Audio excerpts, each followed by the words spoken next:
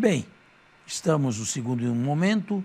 Você quer repetir a pergunta feita? O senhor nos deu um quadro, né? Um quadro bem sintético, porém profundo, da pedagogia aqui do autor, né? Quer dizer, eles, se em cada cidade do Império Romano, as maiores, tinham uma sinagoga, eles entravam na sinagoga, pregavam a palavra, muitos aderiam, outra grande parte não aderia e por aí sucessivamente. Cá para nós, olhando o texto de modo neutro, não soou como uma ousadia cristã essa atitude de Paulo e Barnabé entrar numa casa da palavra como a sinagoga e querer convencer ali irmãos do judaísmo ou simpatizantes do mesmo movimento de uma antiguidade muito maior que a nossa? Não soa ousadia isso? Eu não diria ousadia. Por quê? Porque certamente o que falavam era baseado nas Escrituras e o Antigo Testamento, lido sem preconceitos, não vai contra a pregação cristã. Não atrás explicitamente, mas diversos textos que já na época de Paulo começavam a ser coligidos com uma espécie de textos preparados ou textos preparatórios, textos antecipados, já existiam. E através desses textos, da leitura e da análise disto, eles tinham uma possibilidade de penetração mais profunda. Agora, não se esqueça também da graça de Deus, não é? Sem dúvidas, né? Deus devia, se Deus mandou que se pregasse, Deus devia agir também, não é? Por outro lado, jamais foi dito que foram condenados os que não creram. Jamais foi dito que foram para o fogo do inferno. É um dado importante esse, né? Porque às vezes nós achamos que pelo simples fato de alguém não, naquele momento histórico, né, não ter aceito a fé cristã, automaticamente já estava entregue às penas eternas, né? Pois é, isto nenhum texto diz e nem passou pela mente de Lucas mencionar a condenação eterna de quem quer que seja. Agora, não sei o telespectador, mas enquanto lia, vi um verso que me chamou a atenção.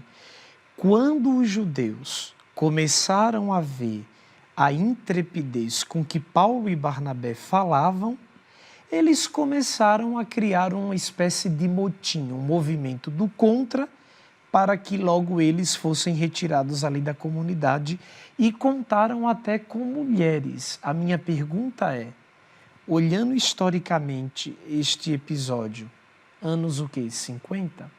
O episódio, não a escriturística. Antes ainda dos anos 50. As mulheres tinham tamanha influência para isso? Tinham. É perfeitamente plausível essa nota, porque eram mulheres nobres e tinham influência sobre os seus maridos. Muitas delas. E eram elas, na maior parte, que se tornavam tementes a Deus. Depois, se pudessem, com argumentos, com conversa, arrastavam também os maridos. Mas eram pessoas de certa nobreza e de certa importância na sociedade.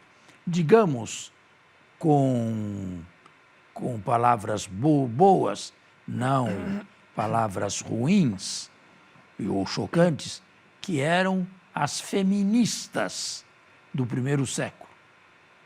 É quem faziam propagandas positivas e que favorecia a propaganda cristã. Exatamente.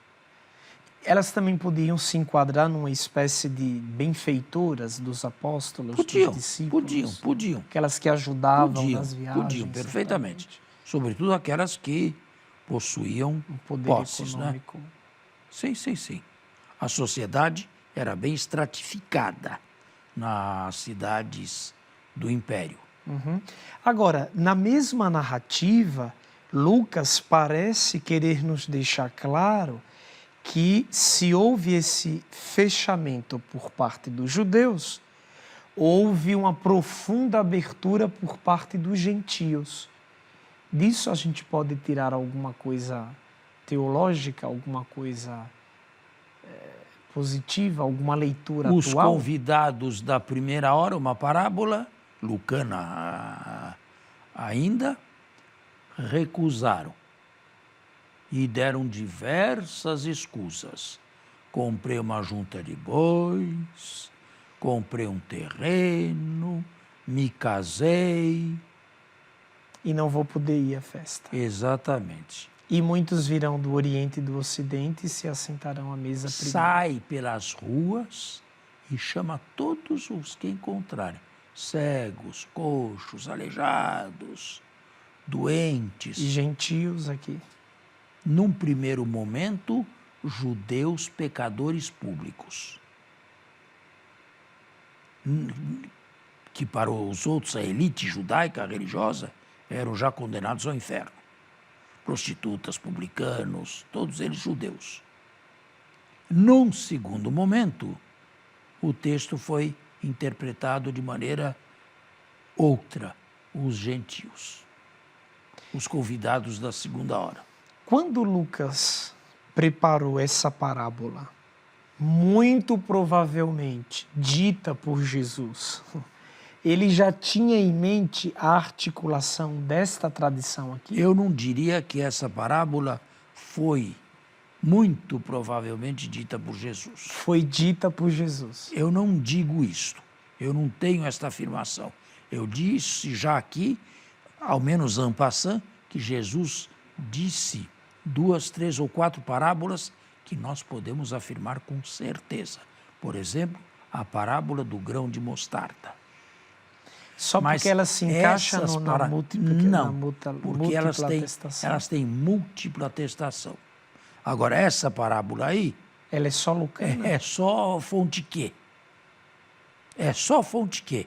E outra coisa muito importante, quanto mais se separa, quanto mais se tem distância de Jesus, quanto mais se está longe de Jesus, mais multiplicam as parábolas. Quanto mais se distancia no tempo de tempo. Jesus, mais se multiplicam as parábolas. Parábolas que só Lucas, no final do século, tinha. Onde estavam essas parábolas 50 anos antes? Só Lucas, nos anos 80, 85, foi o seu autor. Agora, deixando de lado o seu quê histórico, tem uma profundidade teológica tremenda, não? Tem. Significa que a primeira e a segunda geração cristãs se sentiram autorizadas a compor parábolas no espírito de Jesus e à luz dos acontecimentos que liam através dos óculos do Espírito Santo. Muito bem. Então, agora na comunidade de Jesus, há espaço para os judeus tradicionais, desde quando se abram ao evento novo da salvação, não sei se eu posso dizer novo, mas também há espaço para os gentios, os tementes. Olha, isso que você perguntou no início, agora da segunda parte, de certa maneira ocorre sempre, até em nossos dias. A igreja é missionária, não só lá, mas aqui também. A palavra é pregada. E nós gostaríamos de converter. E converter uma multidão sempre maior. Sim. Não para nós mesmos, mas para Pro Deus, reino, pro através de Cristo. E existem os que aceitam e existem os que não aceitam. O que vamos fazer? Vamos canonizar a primeira parte e condenar a segunda? Não. Aí entra a consciência de cada um, entra a graça de Deus e a resposta pessoal do coração, que nós não sabemos prever ou não podemos ler. Certo? Muito bem. É isso aí, meu caríssimo. E, para concluir, aqui o texto fala que eles, então, estes, porém, sacudindo a poeira dos pés contra eles, prosseguiram para Icônio. Uma figura já, como o senhor falou, conhecida no mundo antigo, né? Esse sacudir a poeira dos pés. Exatamente. Então, muito provavelmente, isso já rondava nas comunidades para além das narrativas do Evangelho. Isso acontecia em discussões sem fim, ou em litígios. E em todas as vezes que um profeta não era bem recebido, por exemplo, numa aldeia, Não digo todas as vezes, mas é um provérbio isso aí, mais do que pegar os sapatos ou as sandálias e fazer assim. É mais um provérbio, uma maneira de se falar. Sim. Nada de vocês nós queremos.